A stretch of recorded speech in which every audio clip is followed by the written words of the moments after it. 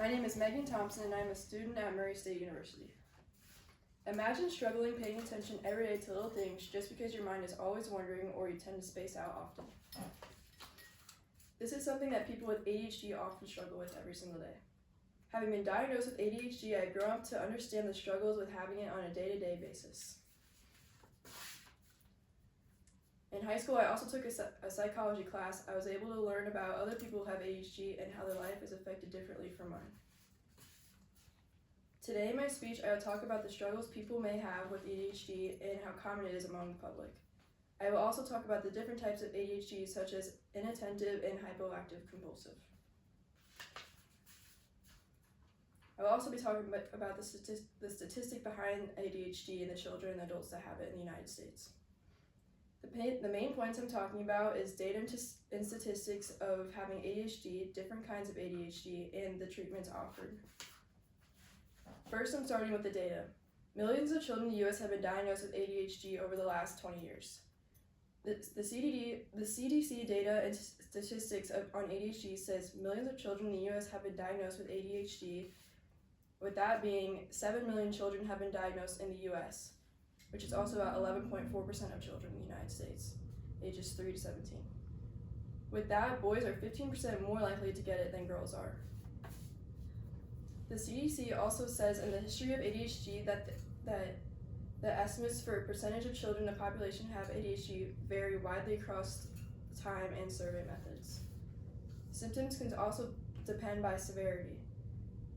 The CDC study shows that 6 in 10 had moderate or severe ADHD, and children also can have other symptoms with their ADHD, such as behavioral or conduct problems, learning disorders, anxiety, and/or depression.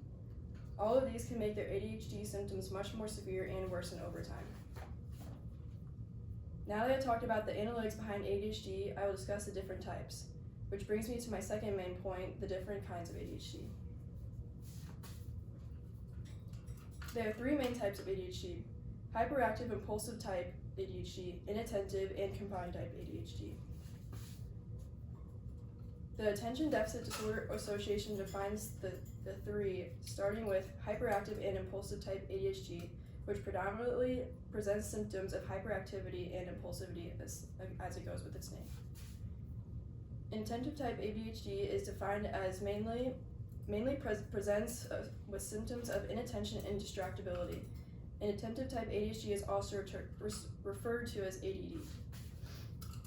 Lastly, the Attention Deficit Disorder Association defines combined type ADHD as the most prevalent type of ADHD and is characterized by symptoms of inattentiveness and distractibility, in addition to hyperactivity and impulsivity.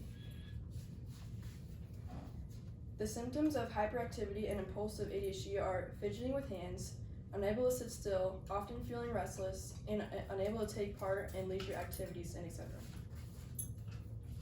Then, the symptoms for inattentive ADHD are losing or misplacing important items, often distracted by unrelated thoughts, short attention spans, and poor listening skills. Now that we have covered the different kinds of ADHD, we will explore the treatments. For many people with ADHD, it is common to try and use medications, but not all medications work for a singular person, since it depends on the right dosages and the type of medicine that they use. It all just depends for whoever you are. Mayo Clinic states the standard treatment usually includes medication, skills training, and psychological counseling. Stimulants are used to boost and balance brain neurotransmitters. Other medications such as antidepressants have been used if someone can't take stimulants due to the health problems and severe side effects.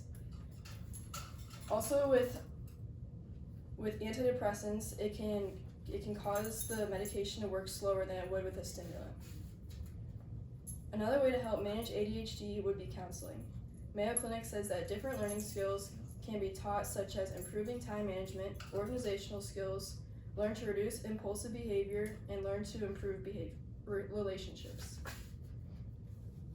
There are also ways to help people help themselves at home, such as make a list and break down tasks, use sticky notes, and following a routine every day, and etc.